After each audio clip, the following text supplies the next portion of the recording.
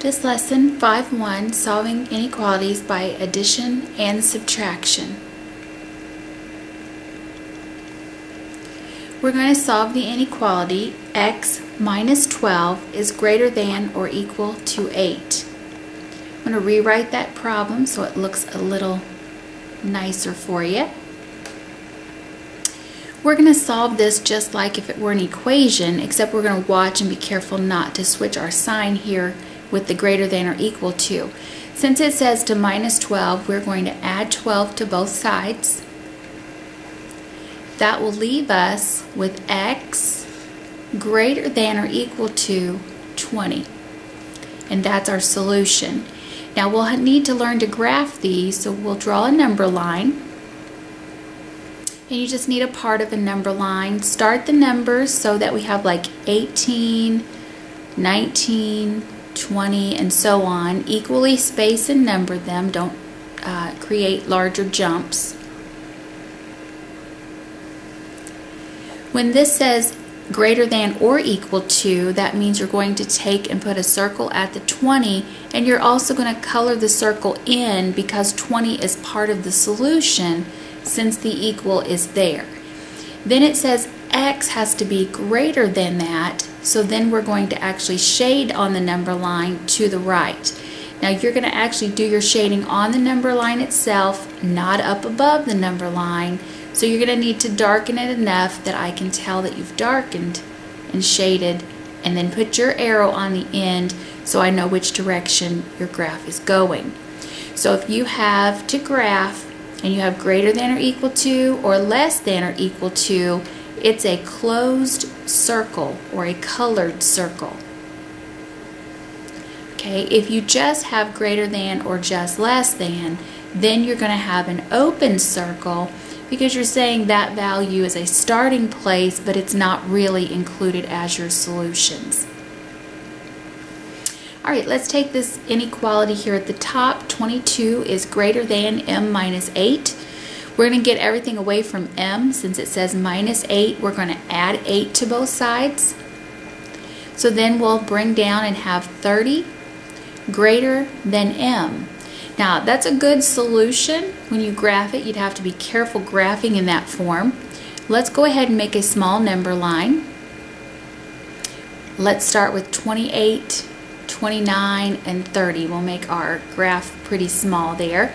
It's just a greater than sign, so it's an open circle, but don't automatically head the direction it's pointing because 30 is bigger than m. That means m has to be littler than 30, which means the graph is really going to go to the left. Now, if that confuses you, what you might want to do is to remember whenever the m is on the right-hand side that you have to go backwards or opposite that. The other thing you can do is rewrite this. You could say that m and then keep your inequality pointed towards m because we're just rewriting, and then put the 30 over here. Then you would go the direction it's pointing. So if your variable is on the left, you can just go the direction that the inequality points, and that'll help you out. If it's the other way, either think it through or go the opposite direction. Alright, let's try this one over here. D minus 14 is greater than or equal to negative 19. So we would need to add 14 to both sides. That will leave us with D greater than or equal to negative 5. When we're going to graph this one, it's going to be a closed circle because of the equal sign. Be careful with your negatives. If you start here with negative 6, then it would go up to negative 5, then up to negative 4, then up to negative 3, so you get your negatives in the correct order. Then on your graph at negative 5, close in a circle there. D has to be greater than that, so then you want to go to the right, darken on the number line, and put your arrow. Now I'm not going to be graphing all of these, but make sure you read your directions for your homework, and you'll be graphing several. You need to give me several numbers on your number line before you graph so that I can make sure you're numbering your line correctly. Alright, these I won't go ahead and graph, but we'll go ahead and solve. It says g plus 6 is less than 2, so subtract 6 from both sides. G will be less than -4. When you're graphing, open circle and then go to the left on your shading. Okay, the next one over, P plus 8 is less than or equal to 18. Since it's plus 8, we're going to subtract 8 from both sides. So P will be less than or equal to 10. It would be a closed circle and it would go to the left on the shading there. Alright, let's try some with variables on both sides. I would get the variables to one side, and since the 4a is over here by itself, I would subtract the 3a over to that side. That's going to leave me with 6 less than 1a. Now graphing this, I can put an open circle at 6, and I would have to go to the right because this says 6 is less than a, which means a is bigger. Or I could rewrite it and say A, put the opening towards A and 6 so that I could see that A is indeed bigger than 6 and go that direction to the right. Alright, going over here to the next top one, it's 5h less than or equal to 12 plus 4h. So I would subtract the 4h from both sides. That will leave me with h less than or equal to 12. Then I would have a closed circle shaded to the left. Alright, let's try this one here at the very bottom. Subtract the 9n from both sides. Then you'll be left with -1 is less than n. You can graph this direction, or if you'd rather, turn it around, n, and keep your symbol the same because all you're doing is rewriting for graphing. And then you can put an open circle at -1 and shade to the right. Alright, on the next part, we're going to define a variable, write an inequality, and solve. So defining a variable, we have to say what variable we're using and what it's standing for. So it says a number decreased by 8 is less than 21. So I'm going to let n represent the number that I'm looking for. Then it says part of our work should show an inequality. So I'm going to translate a number decreased by 8. So I'm going to use the same variable, n, decreased by is subtract, and 8. And then because this says is less than, that indicates the inequality symbol less than, and then 21.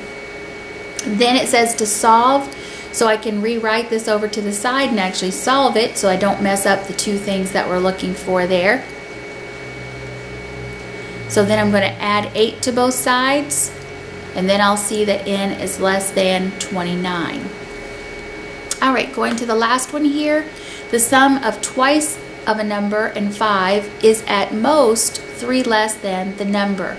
So we know we need a variable, so again I'm just going to use n to represent the number. Then I'm going to translate the sum of twice a number. Twice a number means to do 2 times the number, and since I don't know the number and I used n, I'll use 2n. The sum means to add, and then it says we're adding it to 5. And then it says is at most. That means it can't be more than 5, it has to be 5 or less. So we would need this to be less than or equal to. Then 3 less than the number.